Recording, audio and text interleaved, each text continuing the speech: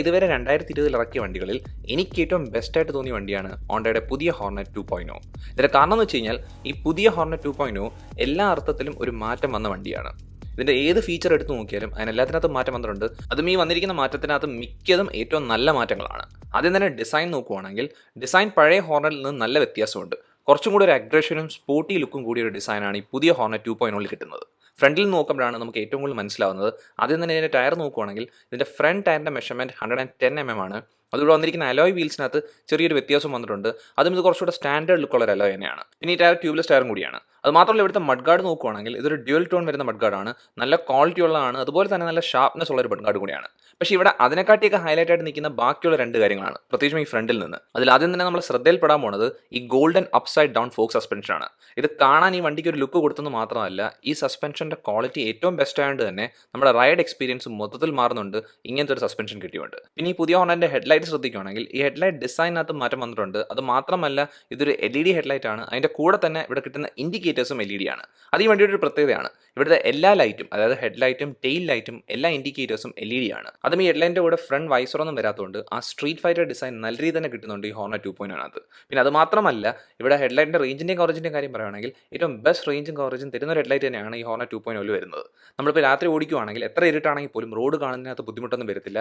അതും ഈ ലൈറ്റിൽ നിന്ന് വരുന്ന സ്പ്രെഡും അതുപോലെ തന്നെ ഇൻറ്റൻസിറ്റിയും എല്ലാം പെർഫെക്റ്റ് ആണ്. അതുകൊണ്ട് ആ രീതിയിൽ പോലും നല്ലൊരു അപ്ഗ്രേഡ് ആണ് ഇവിടെ കിട്ടിയിരിക്കുന്നത് ഈ പുതിയ ഹോർനെറ്റിനകത്ത്. പിന്നെ നമ്മൾ ഈ വണ്ടിയുടെ ഹാൻഡിൽ നോക്കുവാണെങ്കിൽ ഇവിടെ വരുന്ന ഹാൻഡിൽ ഒരു സ്ട്രെയിറ്റ് ടൈപ്പ് ഹാൻഡിലാണ്.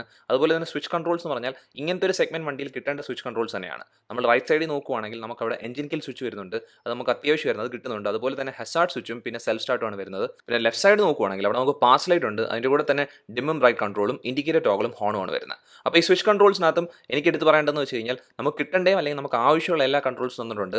അതുപോലെ തന്നെ അടുത്തൊരു അപ്ഡേഷൻ വന്നേക്കുന്നത് ഇവിടുത്തെ ഇൻസ്ട്രുമെന്റ് ക്ലസ്റ്ററിലാണ്. ഇത് പഴയ ഹോണ്ടൻ്റെ മീറ്ററിൽ നിന്ന് നല്ല മാറ്റമുള്ളൊരു മീറ്ററാണ്. ഇതൊരു ഫുള്ളി ഡിജിറ്റൽ മീറ്ററാണ്. അതും ഹോണ്ട പറഞ്ഞേക്കുന്നത് ഇതൊരു ലിക്വിഡ് ക്രിസ്റ്റൽ മീറ്റർ എന്നാണ്. ഇതിൻ്റെ ബാക്ക് ലൈറ്റിംഗ് ഒരു ബ്ലൂ ആണ്. അതുപോലെ തന്നെ ഇതിനകത്ത് വരുന്ന ഇൻഫർമേഷനൊക്കെ വായിക്കാൻ ഒരു ബുദ്ധിമുട്ടും ഇല്ല. അപ്പോൾ ഞാൻ രാവിലെ നോക്കിയിട്ടുണ്ട്, അതുപോലെ തന്നെ രാത്രി നോക്കി. രാത്രി കാണാനും നല്ലതാണ്.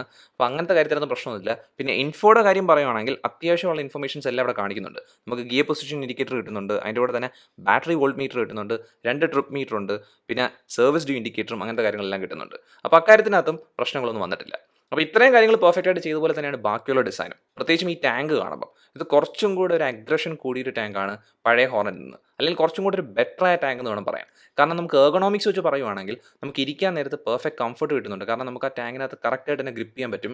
അതിൻ്റെ കൂടെ തന്നെ ഗ്രാഫിക്സിനകത്തും പഴയ ഹോർനെറ്റിൻ്റെ ഗ്രാഫിക്സിൽ നിന്ന് മാറ്റം വരുത്തിയിട്ട് കുറച്ചും കൂടെ സിമ്പിളാക്കി എന്നാലും നല്ല അട്രാക്റ്റീവ് ആയ ഗ്രാഫിക്സ് ആണ്. അതിൻ്റെ കൂടെ തന്നെ ഫ്രണ്ട് കൗളും അത് നല്ല രീതിയിൽ തന്നെ നിൽപ്പുണ്ട്. അതിന് നമ്മുടെ ഹോണ്ടയുടെ എംബ്ലം കിട്ടുന്നുണ്ട്. പിന്നെ അതുപോലെ തന്നെ എയറോഡൈനാമിക്സിനെ സഹായിക്കാനായിട്ട് അതിനുവേണ്ടിയുള്ള വെൻറ്റും കാര്യങ്ങളെല്ലാം ഉണ്ട്. പിന്നെ ആ ഷാർപ്നെസ് നോക്കുമ്പോൾ തന്നെ എനിക്ക് ഒരുപാട് ഇഷ്ടപ്പെടുകയും ചെയ്തു. അതുകൊണ്ട് തന്നെ മൊത്തത്തിൽ ഈ പുതിയ ടാങ്ക് എന്ന് പറയുന്നത് ഏറ്റവും അഗ്രഷൻ കൂടിയൊരു ടാങ്കാണ്, പ്രത്യേകിച്ചും ഈ ഒരു സെഗ്മെൻറ്റിൽ. അതും ഈ ടാങ്കിനകത്ത് വേറൊരു കാര്യം കൂടെ ചെയ്തേക്കുന്നത് വെച്ച് കഴിഞ്ഞാൽ ഇതിനകത്താണ് നമ്മുടെ കീ സ്ലോട്ട് വരുന്നത്. അത് സാധാരണ നല്ല ഹയർ കപ്പാസിറ്റി ഉള്ള ബൈക്സിൽ മാത്രം കിട്ടുന്നതാണ്. അപ്പോൾ അതെന്ന് വെച്ചാൽ അങ്ങനത്തെ ഒരു ഫീൽ തരാൻ വേണ്ടിയാണ് ഒരു ടാങ്കിൽ തന്നെ ഈ കീ സ്ലോട്ട് വന്നിരിക്കുന്നത്. അത് നിങ്ങൾക്ക് ഈ ടാങ്കിൻ്റെ കപ്പാസിറ്റിയിൽ എന്തെങ്കിലും സംശയം ഉണ്ടെങ്കിൽ ഇതൊരു 12 ലിറ്റർ ടാങ്കാണ്. പിന്നെ അടുത്ത് നമ്മൾ ശ്രദ്ധിക്കാൻ പോണ കാര്യം ഇവിടുത്തെ സീറ്റാണ്. ഇത് സിംഗിൾ സീറ്റിന് പകരം സ്പ്ലിറ്റ് സീറ്റാണ് ഉപയോഗിച്ചിരിക്കുന്നത്. അപ്പോൾ അതും ആ ഡിസൈന് മാച്ചിങ് ആയ രീതി തന്നെ ചെയ്തിട്ടുണ്ട്. അപ്പോൾ അതും എനിക്ക് ഇഷ്ടപ്പെട്ടിട്ടുണ്ട്. പിന്നെ നമ്മൾ ബാക്കിലേക്ക് വരുവാണെങ്കിൽ ഹോണ്ടൻ്റെ പഴയ classic X shape tail light തന്നെയാണ് ഉപയോഗിച്ചിരിക്കുന്നത്. പിന്നെ അതിൻ്റെ കൂടെ തന്നെ നമുക്ക് ആ LED ഇൻഡിക്കേറ്റേഴ്സും കിട്ടുന്നുണ്ട്. പിന്നെ ഇവിടുത്തെ പിലിയൻ ഗ്രാബാറിൻ്റെ കാര്യം നോക്കാൻ നേരത്ത് അത് സ്പ്ലിറ്റ് ടൈപ്പ് ഗ്രാബാറാണ്. ഭയങ്കര അഗ്രഷൻ കൂടി ഒരു ഗ്രാബ് ബാർ ഒന്നും അല്ല, പക്ഷേ എന്നാലും നല്ല കംഫർട്ടബിൾ ആയ ഒരു ഗ്രാബ് ബാറാണ്.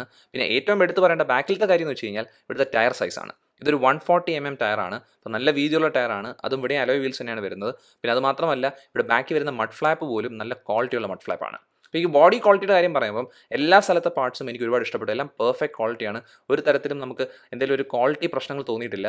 ആ കൂടെ ഒരു സ്ഥലത്ത് മാത്രമാണ് എനിക്ക് തോന്നിയത്. എന്ന് വെച്ച് കഴിഞ്ഞാൽ അണ്ടർ കൗളാണ്.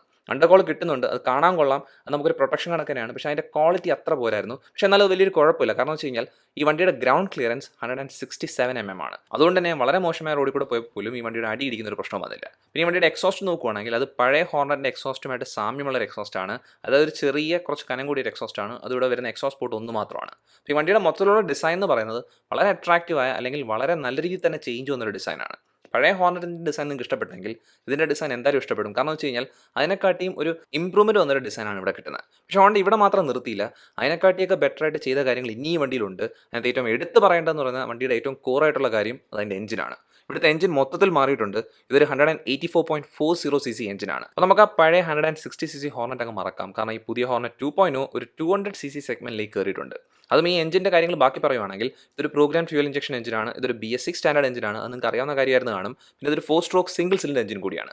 അത് മാത്രമല്ല ഇവിടുത്തെ കൂളിംഗ് മെത്തേഡ് നിങ്ങൾ നോക്കുവാണെങ്കിൽ ഇതൊരു ഓയിൽ കൂൾഡ് എഞ്ചിനോ അല്ലെങ്കിൽ ലിക്വിഡ് കൂൾഡ് എഞ്ചിനോ ഒന്നും അല്ല. അതിന് പകരം ഇതൊരു എയർ കൂൾഡ് എഞ്ചിനാണ്. അപ്പോൾ ഇതൊരു എയർ കൂൾഡ് എഞ്ചിനായപ്പം ഒരുപാട് പേര് എൻ്റെ അടുത്ത് ചോദിച്ച സംശയം എന്ന് വെച്ച് കഴിഞ്ഞാൽ ഈ വണ്ടി ഒരുപാട് നേരം ഓടിച്ച് കഴിയുമ്പം എന്തെങ്കിലും ഒരു ചൂട് വരുന്നുണ്ടോ, അല്ലെങ്കിൽ നമുക്ക് ആ എഞ്ചിനിൽ നിന്ന് വരുന്ന ചൂട് താങ്ങാൻ പറ്റുന്നതാണോ? അപ്പോൾ ഈ സമയം ഞാൻ വണ്ടി ടെസ്റ്റ് ചെയ്തതിന് ശേഷം എനിക്ക് എടുത്ത് പറയാൻ പറ്റുന്ന ഒരു കാര്യം എന്ന് വെച്ച് കഴിഞ്ഞാൽ അങ്ങനത്തെ ഒരു പ്രശ്നവും ഇല്ല. വണ്ടിയുടെ എഞ്ചിനിൽ നിന്ന് വരുന്ന ചൂടെന്ന് പറഞ്ഞാൽ വളരെ നോർമലായ ഒരു ടെമ്പറേച്ചർ മാത്രമാണ്. നമുക്ക് ഒരു തരത്തിലുള്ള ബുദ്ധിമുട്ടും വരത്തില്ല. അത് വളരെ നല്ലൊരു കാര്യം കൂടിയാണ്. കാരണം എയർ കൂൾഡ് എഞ്ചിനായിട്ട് പോലും ഇത്രയും കൺട്രോൾഡ് ആയിട്ട് നമ്മുടെ ലോങ് റൈഡിന് പോയതിന് ശേഷം പോലും വണ്ടിയുടെ എഞ്ചിൻ ടെമ്പറേച്ചർ നിൽക്കുന്നത് ഏറ്റവും എടുത്ത് പറയേണ്ട ഒരു കാര്യമാണ്. പിന്നെ ഈ എഞ്ചിൻ്റെ കപ്പാസിറ്റി പറഞ്ഞതിന് ശേഷം ഈ എഞ്ചിൻ്റെ പവറിനകത്തും ടോർക്കിനകത്തും നിങ്ങൾക്ക് ഒരു സംശയം കാണും. അപ്പോൾ ഇവിടെ പവറും ടോർക്കും കൂടിയിട്ടുണ്ട്. അപ്പോൾ ഇതാണ് പുതിയ പവറും ടോർക്ക് ഫിഗേഴ്സും. അപ്പോൾ പഴയ ഹോർണറ്റിനെ കാട്ടി ഒരുപാട് വ്യത്യാസം വന്നിട്ടുണ്ട്. അത് ഇത്രയും നല്ല പവറും ടോർക്കും കിട്ടുന്നതുകൊണ്ട് തന്നെ നമ്മൾ റോഡ് ടെസ്റ്റ് ചെയ്യുമ്പോൾ അത് ഫീൽ ചെയ്യുമെന്ന് ചോദിക്കുകയാണെങ്കിൽ അത് ഫീൽ ചെയ്യുന്നുണ്ടായിരുന്നു. നല്ല രീതിയിൽ തന്നെ ആ പവർ ഇമ്പ്രൂവ്മെൻറ്റും ആ ടോർക്ക് ഇമ്പ്രൂവ്മെൻറ്റും ഫീൽ ചെയ്യുന്നുണ്ടായിരുന്നു. കാരണം എന്ന് വെച്ച് കഴിഞ്ഞാൽ നമ്മൾ ഫസ്റ്റ് ഗിയർ ആയിട്ട് എടുക്കുമ്പോൾ തന്നെ വണ്ടിക്ക് ഒരു അഗ്രഷൻ ഉണ്ട്. വണ്ടി കുറച്ചുകൂടെ പെട്ടെന്ന് കയറി പോകണക്കാണ്. അത് നമുക്ക് എല്ലാ ഗിയറിലും ഫീൽ ചെയ്യാൻ പറ്റുന്നുണ്ടായിരുന്നു. അതുമാത്രമല്ല ഗിയർ റേഷ്യോയ്ക്കകത്ത് മാറ്റം വന്നിട്ടുണ്ട്. ഗിയർ റേഷ്യോ കുറച്ചും കൂടെ കൂടുതലാണ് പണ്ടത്തേനെ കാട്ടിയും. പിന്നെ എടുത്ത് പറയേണ്ട ഒരു കാര്യം എന്ന് വെച്ച് കഴിഞ്ഞാൽ ഇങ്ങനെ പവർ കൂടിയോണ്ടും ടോർക്ക് കൂടിയോണ്ട് തന്നെ എഞ്ചിന് പെട്ടെന്ന് ആക്സിലറേറ്റ് ചെയ്യാനുള്ള ഒരു ടെൻഡൻസി ഉണ്ടെങ്കിൽ പോലും ഇവിടെ ചെയ്തിരിക്കുന്ന ട്യൂണിംഗ് നമുക്ക് സിറ്റി റൈഡിനും ലോങ് റൈഡിനും വേണ്ട രീതി തന്നെയാണ്. നിങ്ങളൊരു പുതിയ റൈഡർ ആണെങ്കിൽ പോലും ഓടിക്കാൻ ഒരു ബുദ്ധിമുട്ടും വരത്തില്ല. അതാണ് ഈ വണ്ടിയുടെ ഏറ്റവും എടുത്ത് പറയേണ്ട കാര്യം തന്നെ. അത് നമുക്ക് സിറ്റി കമ്മ്യൂട്ടിൻ്റെ കാര്യം പറയുകയാണെങ്കിൽ നമുക്കിപ്പോൾ കാഷ്വലായിട്ടാണ് നമ്മൾ ഓടിക്കാൻ ആഗ്രഹിക്കുന്നതെങ്കിൽ, നമുക്ക് 60 km/h സ്പീഡിൽ ഓടിക്കാൻ ആഗ്രഹിക്കുന്നുണ്ടെങ്കിൽ നമുക്ക് 5th ഗിയർ ഇട്ട്, അതാണ് ഇവിടുത്തെ ടോപ്പ് ഗിയർ, അതിട്ട് പോലും ഓടിക്കാം. എഞ്ചിനകത്ത് ഒരു എഞ്ചിൻ സ്ട്രെസ്സോ അല്ലെങ്കിൽ എഞ്ചിനകത്ത് എന്തെങ്കിലും ഒരു ബുദ്ധിമുട്ട് കാണിക്കുകയോ അങ്ങനെയൊന്നും വന്നില്ല. അതുപോലെ തന്നെ നിങ്ങൾക്കിപ്പോൾ ഒരു ഹൈവേ കയറി കഴിയുമ്പോൾ നല്ല സ്പീഡ് എടുക്കണമെന്നുണ്ടെങ്കിൽ നമ്മൾ ആ ഗിയർ ഷിഫ്റ്റിംഗ് രീതി മാറ്റിയാൽ മതി. കുറച്ചും കൂടെ കൂടുതൽ RPMത്തിനകത്ത് ഗിയർ ഷിഫ്റ്റിംഗ് ചെയ്ത് അങ്ങനെ മാക്സിമം ഗിയർ റേഷ്യോ എടുത്ത് പോവുകയാണെങ്കിൽ നമുക്ക് പെട്ടെന്ന് തന്നെ സ്പീഡ് ഗെയിനും കിട്ടുന്നുണ്ട്. നമുക്ക് 100 km/h ഒരു തടസ്സമില്ല തന്നെ കയറാൻ പറ്റും. അത് മാത്രമല്ല ഒരു 110 km/h വരെയാണ് ഞാൻ ടെസ്റ്റ് ചെയ്യാൻ പറ്റിയ മാക്സിമം സ്പീഡ്. ആ സ്പീഡിൽ ഓടിച്ചപ്പോൾ പോലും വണ്ടിയിൽ നിന്ന് ഒരു വൈബ്രേഷനോ അല്ലെങ്കിൽ ഒരു ഡിസ്റ്റർബൻസോ ഈ എഞ്ചിനിൽ നിന്ന് തന്നെ ഒരു ഇഷ്യൂസും വന്നില്ല. അതായത് ഈ വണ്ടിയുടെ എഞ്ചിൻ ക്വാളിറ്റി അല്ലെങ്കിൽ പെർഫോമൻസ്, റൈഡ് ക്വാളിറ്റി എന്ന് പറയുന്ന കാര്യം ഏറ്റവും പെർഫെക്ഷനോടുകൂടിയാണ് ചെയ്തിരിക്കുന്നത്. പിന്നെ അതിൻ്റെ കൂടെ തന്നെ ഫ്രണ്ടിൽ വരുന്ന അപ്സൈഡ് ഡൗൺ ഫോക്ക് സസ്പെൻഷനും പിന്നെ ബാക്കിലത്തെ മോണോഷോക്ക് സസ്പെൻഷനും ഏറ്റവും ക്വാളിറ്റി കൂടിയ സസ്പെൻഷൻസ് ആയതുകൊണ്ടും പിന്നെ ഒരു മോഡറേറ്റ് സ്റ്റിഫ്നെസ് സെറ്റ് ചെയ്തേക്കുന്നതുകൊണ്ട് തന്നെ നമുക്ക് മോശമായ റോഡിൽ കൂടെ പോയപ്പോൾ പോലും ഒരു സ്ട്രെസ്സോ സ്ട്രെയിനോ അനുഭവപ്പെട്ടില്ല. പിന്നെ അതുപോലെ തന്നെ സീറ്റിൻ്റെ കാര്യം പറയുകയാണെങ്കിൽ ഏറ്റവും ബെസ്റ്റ് സീറ്റ് എന്ന് ഞാൻ പറയത്തില്ല, പക്ഷേ എന്നാലും നല്ല സീറ്റ് തന്നെയാണ്. കാരണം ഇവിടെ സ്പ്ലിറ്റ് സീറ്റ് ആയിട്ട് പോലും നല്ല വീതിയും വലുപ്പമുണ്ട്. കുഷനിങ്ങിനകത്ത് പോലും പ്രശ്നങ്ങളൊന്നും അധികം വന്നിട്ടില്ല. അത് ഞാൻ ഒരു 50 km വരെ ഒറ്റ സ്ട്രെച്ച് റൈഡിന് പോയ സമയത്ത് പോലും എനിക്കൊരു പ്രശ്നം വന്നില്ല. അത് കണക്ക് തന്നെയാണ് ബാക്കിയിരിക്കുന്ന ആളുടെ സീറ്റിങ്ങും. പിലിയണിന് പോലും ഒരു പ്രശ്നം വരാത്ത രീതിയിലാണ് സീറ്റിംഗ് ചെയ്തേക്കുന്നത്. പിന്നെ പിലിയണിന് ഈ സീറ്റിൽ കയറാൻ തന്നെ സീറ്റ് ആയിട്ട് ഈ സെഗ്മെന്റിൽ ഏറ്റവും കറക്റ്റായിട്ടാണ് സെറ്റ് ചെയ്തേക്കുന്നത്. അപ്പോൾ ഈ കാരണത്താലൊക്കെ തന്നെ ഈ വണ്ടിയുടെ റൈഡ് കംഫർട്ട് കാര്യം പറയുകയാണെങ്കിൽ പഴയ ഹോർണറ്റുമായിട്ട് കമ്പയർ ചെയ്യുമ്പോൾ അതിനെക്കാട്ടി നല്ല ഇമ്പ്രൂവ്മെന്റ് വന്നിട്ടുണ്ട് റൈഡ് കംഫർട്ടിനകത്ത് പോലും. പക്ഷേ ഇതിനെക്കാട്ടി ഏറ്റവും നല്ല ഇമ്പ്രൂവ്മെന്റ് വന്ന അടുത്ത സ്ഥലം എന്ന് പറയുന്നത് ഈ വണ്ടിയുടെ സേഫ്റ്റിയാണ്.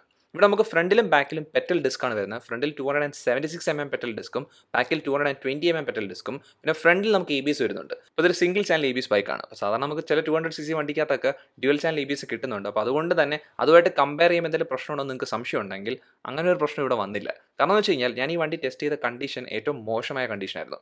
വളരെ വെറ്റായ കണ്ടീഷനായിരുന്നു. മഴ പെയ്ത് കിടക്കുന്നൊരു കണ്ടീഷനായിരുന്നു. അപ്പോൾ ആ സമയത്ത് പോലും നമ്മൾ ബ്രേക്കിംഗ് ടെസ്റ്റ് ചെയ്ത സമയത്ത് 90 മുകളിൽ വെച്ച് തന്നെ ബ്രേക്ക് ചെയ്തപ്പോൾ പോലും സഡൻ ബ്രേക്ക് അപ്ലൈ ചെയ്തപ്പോൾ പോലും വണ്ടി ഒരു സ്കിഡോ അല്ലെങ്കിൽ റെയർ വീൽ ലിഫ്റ്റ് ഓഫോ ഇല്ലാതെ ഒരു പ്രശ്നങ്ങളും വരാതെ തന്നെ ഞാൻ പ്രതീക്ഷ രീതിയിൽ തന്നെ നിന്നു. പിന്നെ അത് മാത്രമല്ല നമ്മൾ കേവ് എടുക്കുന്ന സമയത്ത് നല്ല സ്പീഡിൽ കേവ് എടുത്തപ്പോൾ പോലും ഒരു പ്രശ്നങ്ങളും ഇല്ലായിരുന്നു. അപ്പോൾ കോൺട്രിങ്ങിനകത്തും ഒരു ഇഷ്യൂസും ഇല്ല. അതിന് ഒരു കാരണം എന്ന് വെച്ചാൽ നല്ല വീതിയുള്ള ഗ്രിപ്പുള്ള ടയറും പിന്നെ നല്ല സ്റ്റെബിലിറ്റി ഉള്ള വണ്ടി ആയതുകൊണ്ട് കൂടിയാണ്. ഇതിൻ്റെ മാസ് സെൻട്രലൈസേഷനകത്ത് പോലും ഇഷ്യൂസൊന്നും ഇല്ല. അത് മാത്രമല്ല വെയിറ്റ് കുറവായതുകൊണ്ട് തന്നെ നമുക്ക് ഹാൻഡ്ലിങ്ങിനകത്ത് പോലും ഒരു പ്രശ്നങ്ങളും വന്നിട്ടില്ല. അപ്പോൾ സേഫ്റ്റി സൈഡിൻ്റെ കാര്യം ഏറ്റവും എടുത്ത് പറയണം. ഈ വണ്ടിക്കകത്ത് ഇപ്പോൾ നിങ്ങൾക്ക് സിംഗിൾ ചാനൽ ABS ആണെന്ന് കരുതി പേടിക്കേണ്ട. സേഫ്റ്റിക്കകത്ത് എനിക്ക് ടെസ്റ്റിംഗ് സമയത്ത് ഒരു ഇഷ്യൂസും വന്നില്ല. അപ്പോൾ അത് നല്ല ഹൈലൈറ്റ് ആയിട്ട് നിൽക്കേണ്ട ഒരു കാര്യം തന്നെയാണ്. അപ്പോൾ നമ്മൾ ഇതുവരെ നോക്കിയ കാര്യത്തിനകത്ത് ഈ വണ്ടിയിൽ വന്ന മാറ്റങ്ങളെല്ലാം ഒരു ബെസ്റ്റ് ആയിട്ടുള്ള മാറ്റങ്ങളാണ്. അതായത് ഒരു സെക്കൻഡ് വേർഷൻ എങ്ങനെയാവണോ അങ്ങനെ തന്നെയാണ്. കാരണം എന്ന് വെച്ചാൽ ഡിസൈൻ മാറ്റം വന്നു. അതിൻ്റെ കൂടെ തന്നെ നമുക്ക് എഞ്ചിൻ സ്പെസിഫിക്കേഷൻസ് മാറിയോടുകൂടി റൈഡ് ക്വാളിറ്റിയും റൈഡ് കംഫർട്ടും പെർഫോമൻസ് എല്ലാത്തിനകത്തും ഒരു ഇമ്പ്രൂവ്മെൻറ്റും അതുപോലെ തന്നെ സേഫ്റ്റിക്കകത്ത് നമുക്ക് ട്രസ്റ്റ് ചെയ്യാൻ പറ്റുന്ന ഒരു സേഫ്റ്റിയും വന്നിട്ടുണ്ട്. പക്ഷേ സ്വാഭാവികമായി ഈ വണ്ടിയുടെ എഞ്ചിൻ കപ്പാസിറ്റി കൂടിയോണ്ട് തന്നെ നമ്മൾ പഴയ ഹോർണറ്റുമായിട്ട് കമ്പയർ ചെയ്യുമ്പം ഇവിടെ കുറഞ്ഞൊരു കാര്യം മൈലേജ് ആണ്. എന്നും കരുതി മൈലേജിനകത്തും ഒരു ഇഷ്യൂ ഇല്ല. അതിൻ്റെ കാരണം എന്ന് വെച്ച് കഴിഞ്ഞാൽ നമ്മൾ ഈ വണ്ടിയുടെ സെഗ്മെൻറ്റ് ഇപ്പം ഒരു 200 cc വണ്ടിയായിട്ട് നോക്കാം. അപ്പം അങ്ങനെ നോക്കാൻ നേരത്ത് സാധാരണ കിട്ടുന്ന 200cc വണ്ടികളെ കാട്ടി നല്ല മൈലേജ് കിട്ടിയിട്ടുണ്ട് ഈ ഹോർണറ്റിൽ നിന്ന്. നമ്മുടെ ഇനിഷ്യൽ ടെസ്റ്റിംഗ് ആണ്, അതുകൊണ്ട് തന്നെ ഒരു പെർഫെക്റ്റ്ലി കറക്റ്റ് ആയിട്ടുള്ള മൈലേജ് അല്ല. നമുക്കിവിടെ ആദ്യമായിട്ട് ടെസ്റ്റ് ചെയ്തപ്പോൾ കിട്ടിയ മൈലേജ് എന്ന് പറയുന്നത് അപ്രോക്സ് 45 km/l ആണ്. നമ്മൾ കറക്റ്റായിട്ട് മൈലേജിന് വേണ്ടി മാത്രം ഒരു വീഡിയോ ചെയ്യുന്നുണ്ട്. അപ്പോൾ ഈ വീഡിയോ നിങ്ങൾ മിസ് ചെയ്യണമെങ്കിൽ ഈ ചാനൽ ഉറപ്പായിട്ടും സബ്സ്ക്രൈബ് ചെയ്യുക. പിന്നെ അവസാനമായിട്ട് വന്നിരിക്കുന്ന ഒരു മാറ്റം എന്ന് പറഞ്ഞാൽ പ്രൈസിങ്ങിനകത്താണ്. അതെന്തായാലും മാറും നിങ്ങൾക്ക് അറിയാവുന്ന കാര്യമാണ്. കാരണം വെച്ച് കഴിഞ്ഞാൽ ഇത് BS6 ആണ്. അത് മാത്രമല്ല എഞ്ചിൻ കപ്പാസിറ്റി കൂടിയ വണ്ടിയും കൂടിയാണ്. അതുകൊടുത്ത് ഇപ്പോഴത്തെ കൊല്ലം കേരളത്തിലെ എക്സ്ഷോറൂം പ്രൈസിംഗ് എന്ന് പറയുന്നത് 1,31,948 ഇന്ത്യൻ റുപ്പീസ് ആണ്. ഇത് എക്സ്ഷോറൂം പ്രൈസിംഗ് ആണ്. അപ്പോൾ നിങ്ങൾക്ക് ഓൺ റോഡ് പ്രൈസിംഗ് അറിയണമെന്നുണ്ടെങ്കിൽ അത് നിങ്ങൾ കൊല്ലം കേരളത്തിലാണെങ്കിൽ നിങ്ങൾക്ക് വാഹിനി ഹോണ്ടയെ കോൺടാക്ട് ചെയ്യാം. അവരിൽ നിങ്ങൾക്ക് ടെസ്റ്റ് റൈഡിന് വേണ്ടി വണ്ടി അവൈലബിൾ ആണ്. അത് മാത്രമല്ല ഹോണ്ടയുടെ എല്ലാ വണ്ടിയും അവിടുന്ന് അവൈലബിൾ ആണ്. വാഹിനി ഹോണ്ടയാണ് കൊല്ലത്തെ മെയിൻ ഹോണ്ടയുടെ ഓതറൈസ്ഡ് ഡീലർ. അത് നമുക്ക് ഈ വീഡിയോ ചെയ്യാൻ പറ്റിയത് അവർ നമുക്ക് ടെസ്റ്റ് റൈഡ് വണ്ടി തന്നുകൊണ്ടാണ്. എന്നും കരുതി ഈ വീഡിയോ ഒരിക്കലും ഒരു പെയ്ഡോ ഒരു സ്പോൺസർഡ് വീഡിയോ അല്ല. അതും ഈ വീഡിയോയിൽ പറഞ്ഞ കാര്യങ്ങളെല്ലാം എൻ്റെ പേഴ്സണൽ ഫീഡ്ബാക്ക് മാത്രമാണ്. അപ്പോൾ ഈ ഹോർണറ്റ് 2.0 എന്ന് പറയുന്ന വണ്ടി ഞാൻ വീഡിയോ തുടങ്ങിയപ്പോൾ തന്നെ പറഞ്ഞതാണ് ഹോണ്ടയിൽ നിന്ന് ഇപ്പോൾ അവൈലബിൾ ആയ ഏറ്റവും ബെസ്റ്റ് വണ്ടിയിലൊന്നാണ്. അതിൻ്റെ കാരണം എന്ന് വെച്ച് കഴിഞ്ഞാൽ ഇത് വന്നിരിക്കുന്ന ആ സെഗ്മെൻറ്റ് നോക്കാൻ നേരത്ത് ഇതൊരു 160cc സെഗ്മെൻറ്റ് ആണോ എന്ന് ചോദിച്ചാൽ അല്ല, അതുപോലെ തന്നെ 200cc ആണോ എന്ന് ചോദിച്ചാൽ അതും അല്ലെന്ന് പറയാം. പക്ഷേ അതിന് പകരം അതിൻ്റെ ഇടയ്ക്ക് നിൽക്കുന്ന ഒരു സ്വീറ്റ് സ്പോട്ട് പോലെയാണ്. കാരണം നിങ്ങളിപ്പോൾ ഒരു 160cc വണ്ടി എടുക്കാൻ നോക്കുവാണ്, അല്ലെങ്കിൽ നിങ്ങളൊരു 200cc വണ്ടി എടുക്കാൻ നോക്കുവാണെങ്കിൽ പോലും നിങ്ങൾക്ക് അതിൻ്റെ രണ്ടിൻ്റെയും തന്നെ ഏറ്റവും നല്ല കാര്യങ്ങൾ കിട്ടുന്ന ഒരു ഒറ്റ ഓപ്ഷൻ എന്ന് പറയുന്നത് ഈ ഹോർണറ്റ് 2.0 ആണ്. നിങ്ങൾക്ക് നിങ്ങളുടെ സിറ്റി ഉപയോഗത്തിനാണ് വേണ്ടതെങ്കിൽ അതിനുവേണ്ടിയുള്ള എല്ലാ കാര്യങ്ങളും ഇവിടെ കിട്ടുന്നുണ്ട്. കാരണം എന്ന് വെച്ച് കഴിഞ്ഞാൽ വണ്ടിയുടെ റൈഡ് കംഫർട്ടും റൈഡ് ക്വാളിറ്റിയും ആ എഞ്ചിൻ സെറ്റിംഗ് പോലും നമുക്ക് ആ രീതിയിലേക്ക് മാറ്റിയെടുക്കാൻ പറ്റും. അതല്ല നിങ്ങൾക്ക് ഇപ്പോൾ ലോങ് റൈഡിന് പോകണമെങ്കിൽ നിങ്ങൾക്ക് ഹൈവേ കയറാൻ നേരത്തെ എക്സ്ട്രാ ഒരു പവർ കിട്ടണമെന്നുണ്ടെങ്കിൽ അതുകൂടെ ഉണ്ട്. കാരണം എന്ന് വെച്ച് കഴിഞ്ഞാൽ നമുക്ക് ആ സമയത്ത് നമുക്ക് ആ ത്രോട്ട്ലിംഗ് മാറ്റി കൊടുക്കാൻ നേരത്ത് നല്ല രീതിയിൽ തന്നെ വണ്ടി സ്പീഡ് ഗെയിൻ ചെയ്യും. ആ സ്പീഡിൽ പോലും വണ്ടിക്ക് നല്ല സ്റ്റെബിലിറ്റിയും സേഫ്റ്റിയും എല്ലാം തന്നിട്ടുണ്ട്.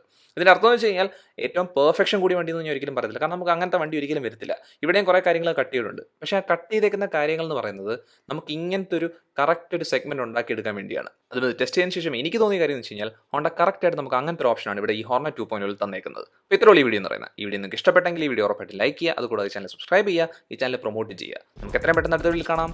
അതുവരെ ബൈ.